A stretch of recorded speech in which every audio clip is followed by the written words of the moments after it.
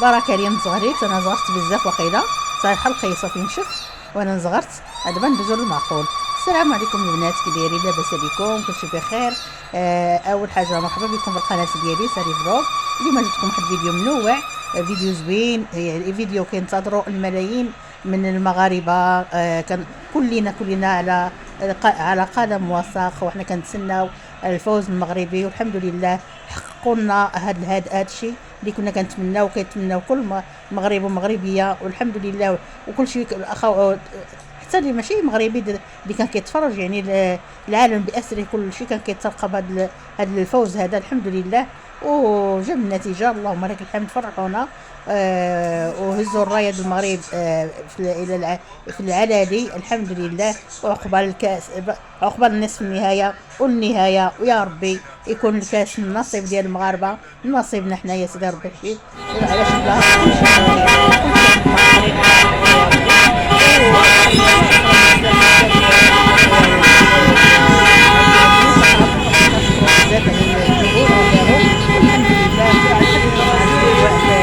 الدار البيضاء هنايا قرب نصف الحسن الثاني، عاد تشوفوا اخبار الناس قمر في العالمين يفرحوا يحتفلوا بفوز فوز يعني الحمد لله.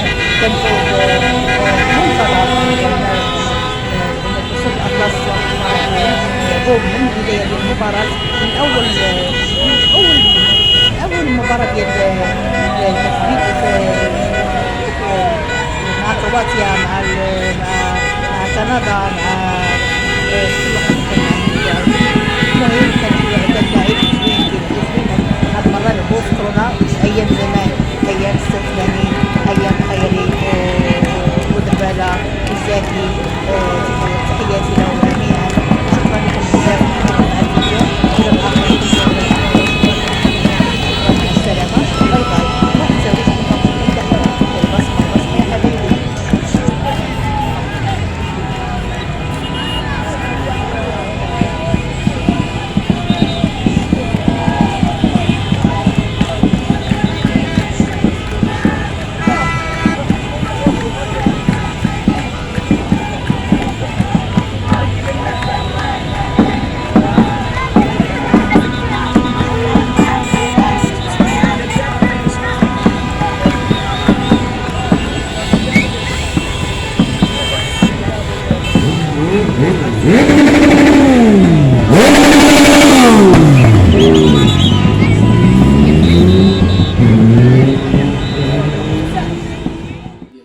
انتم كما شفتوا الاجواء في الدار البيضاء، وشوف الصور لقطتها وقلت علاش ما نشاركش معكم. هذه صور ما شاء الله كيصليو، يا ربي كمل عليهم بالخير دائما. والحمد لله، انسان دائما يتجه لله سبحانه وتعالى، وعمر ربي ما يخيبه والله. ايوا شكرا لكم جميعا. وانا بغيت نشارك معكم هذا الفيديو هذا، بغيت نشارك الفرحه ديالي بالنصر ديال المنتخب المغربي على اسبانيا. كنتمنى الفوز ان شاء الله يا ربي، والاستمراريه، ويديو الكاس العالم ان شاء الله باذن الله. علاش لا ان شاء الله يا ربي يفوزوا به. وما تنساوليش الكلمه الشهيره ديالتي، البصمه يا حبايبي. وشكرا لكم بزاف، وبارطاجيو هذا الفيديو هذا باش تعمل فائده، وباش الناس كل شيء يفرحوا كما احنا فرحانين، ويصغروا يديروا صغاريت زوينه بحالهم. وشكرا لكم جميعا، والى فيديو قادم ان شاء الله. يلا مع السلامه، ويعيش المغرب، والفوز للمغرب، والحمد لله.